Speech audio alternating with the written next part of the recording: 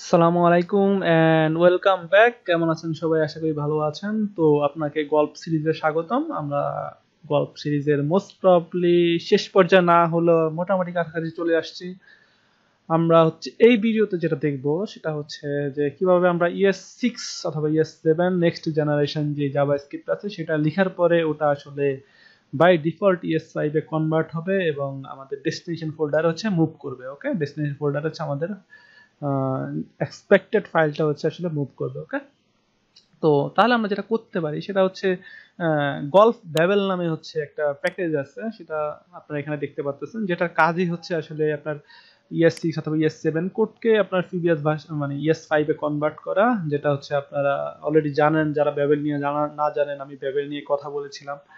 তো যাই হোক, তো আপনাকে সেটা ইনস্টল করতে হবে। তো শুধু গল্ফ ব্যাবেল ইনস্টল করলেই হবে না, আপনাকে যেটা করতে হবে সেটা হচ্ছে আসলে আপনি যেটা করতে পারেন ইয়ান অ্যাড সেভ ডেভেলপার ডিপেন্ডেন্স হিসেবে গল ব্যাবেল, ব্যাবেল কোর, ব্যাবেল প্রিসেট এন, এই তিনটা কি হচ্ছে আপনাকে ইনস্টল করতে হবে। তো আমরা হচ্ছে কথা না বাড়িয়ে কাজে চলে যাই। ওকে, তো আমরা হচ্ছে সার্ভারটাকে হচ্ছে একটু আপাতত স্টপ করে নেই। দেন হচ্ছে আমরা যেটা করব সেটা হচ্ছে গল্ফ আমি হচ্ছে ইয়ার্ন অ্যাড ইনস্টল করব। জাস্ট আপনি কপি পেস্ট করবেন। নরমালি যেটা কপি পেস্ট করেন যেভাবে আপনারা, সেটা হচ্ছে এভাবে জাস্ট কপি পেস্ট করবেন। জাস্ট npm এর জায়গায় হচ্ছে ইয়ার্ন npm ইনস্টলের জায়গায় জাস্ট ইয়ার্ন অ্যাডটা ইউজ করবেন।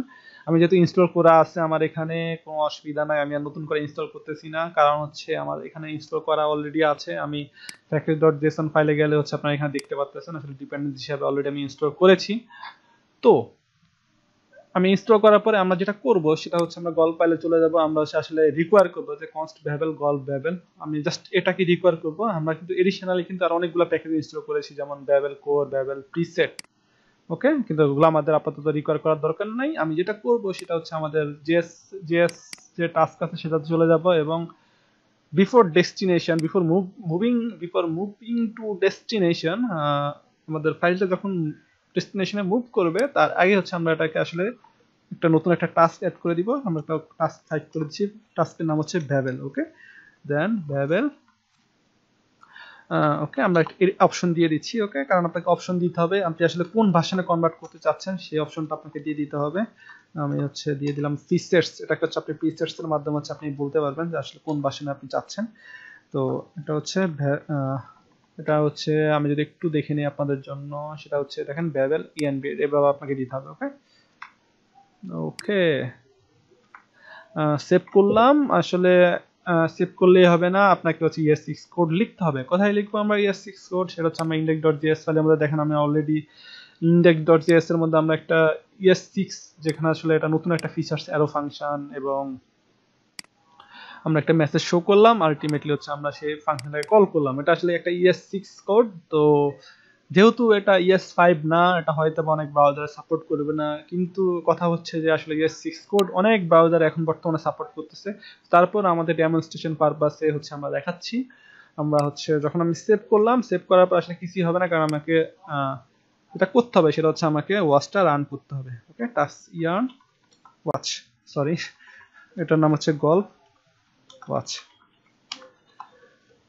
গল্প ওয়াচ রান করার পরে যেটা এখানে দেখাচ্ছে, আলটিমেটলি হচ্ছে আমাদের নতুন একটা সার্ভার ক্রিয়েট হচ্ছে। আমাকে যখন আমি স্পেট এলিমেন্ট করব, আমাদের আসলে একটা ফাংশন অবশ্যই কল হওয়ার কথা। হ্যালো আসছে, কোনো ফাংশন কল হয় নাই। কারণ হচ্ছে আমরা এখানে কোনো ফাংশন রিটার্ন করিনি অথবা কোনো কিছু রিটার্ন করিনি। তো যাই হোক, আমরা এখানে ES6 লিখেছি, কিন্তু আমাদের JS index.js ফাইলে যেটা দেখতে পাচ্ছেন সেটা হচ্ছে বাই ডিফল্ট নরমাল একটা ফাংশন, যেটা ES5 এর ফাংশন, ওটা চলে আসছে। ওকে, তো আশা করি বুঝছেন। যেহেতু প্রিভিয়াস ভিডিওটা অনেক লং হয়েছে, তো আমি চাচ্ছি না আসলে ভিডিওটা অনেক লং করতে। তো তাহলে কিভাবে হচ্ছে আসলে ব্যাবেল নিয়ে কাজ করতে হবে এবং কিভাবে হচ্ছে ES6 ES7 এর কোডগুলা নিয়ে হচ্ছে আপনাদের কাজ করতে হবে, আপনারা আশা করি বুঝে গেছেন।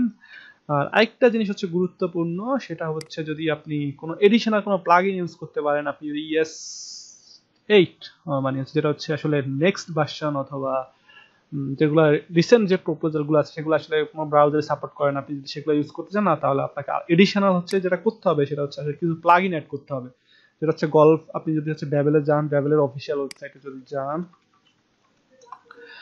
ব্যাবেলের অফিসিয়াল ওয়েবসাইটে গেলে এখানে দেখবেন ডিফারেন্ট স্টেজ আছে। আমি যদি ডক্স যদি যাই, এখানে দেখেন এখানে আসলে ডিফারেন্ট স্টেজ আছে।